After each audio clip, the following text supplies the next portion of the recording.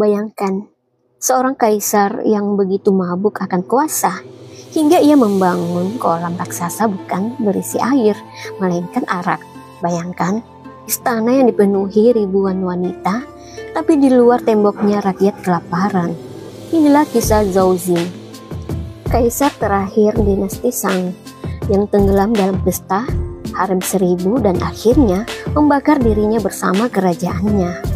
Kaisar Zhou Jin, pesta arak dan harem 1000. Kaisar yang lahir dalam kemewahan. Kaisar Zhou Jin, penguasa terakhir dinasti Shang, terlahir bukan sebagai pemimpin rakyat, melainkan penguasa istana penuh kemewahan. Sejak kecil ia terbiasa dengan arak, musik, dan wanita. Rakyat hanya cerita jauh di luar tembok istana, sementara baginya dunia hanyalah pesta. Datangnya selir paling memikat. Di antara haremnya yang sudah ratusan, datanglah seorang wanita bernama Daji.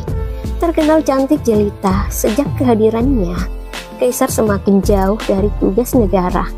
Daji bukan hanya cantik, tapi juga licik. Dia tahu kelemahan sang kaisar: arak, musik, dan hasrat. Pesta arak di kolam.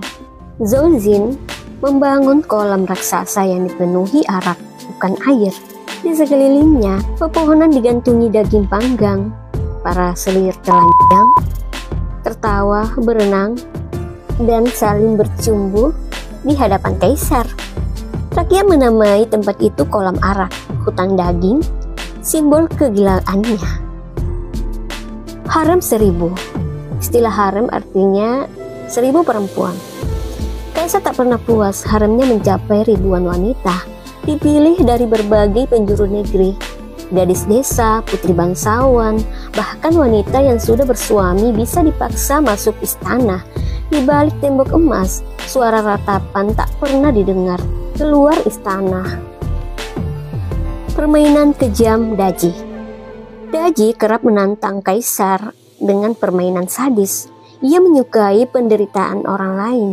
Atas bujukannya, kaisar memerintahkan hukuman kejam, termasuk alat penyiksaan Paulau, sejenis tiang besi panas tempat orang dipanggang hidup-hidup. Kaisar menertawakan jeritan korban seolah itu hiburan. Rakyat yang terlupakan. Sementara pesta tak pernah berhenti di istana, rakyat menderita kelaparan. Pajak dinaikkan untuk membiayai arak dan wanita. Jeritan rakyat tak pernah masuk ke telinga kaisar. Ia semakin buta oleh nafsu dan pengaruh Daji. Jatuhnya dinasti Shang. Ketika dinasti Zhou bangkit memberontak, rakyat yang sudah muak ikut bergabung. Zhou Jin masih asik berpesta di kolam renang, di kolam arak. Ketika pasukan musuh mengepung, harem 1000 tak bisa menolong. Arak pun tak bisa jadi senjata. Dinasti Shang runtuh. Akhir sang kaisar. Terlilit rasa malu dan takut, Kaisar Zhou Jin membakar dirinya hidup-hidup di istana megah yang ia bangun dengan keringat rakyat. Begitulah akhir seorang penguasa yang lupa diri.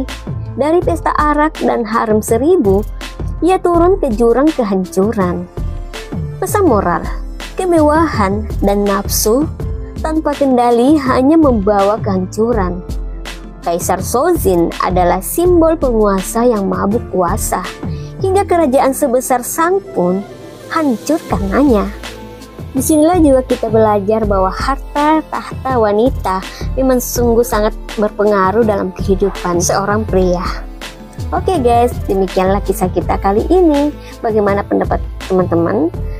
Tulis di kolom komentar ya. Terima kasih. Bye. Assalamualaikum.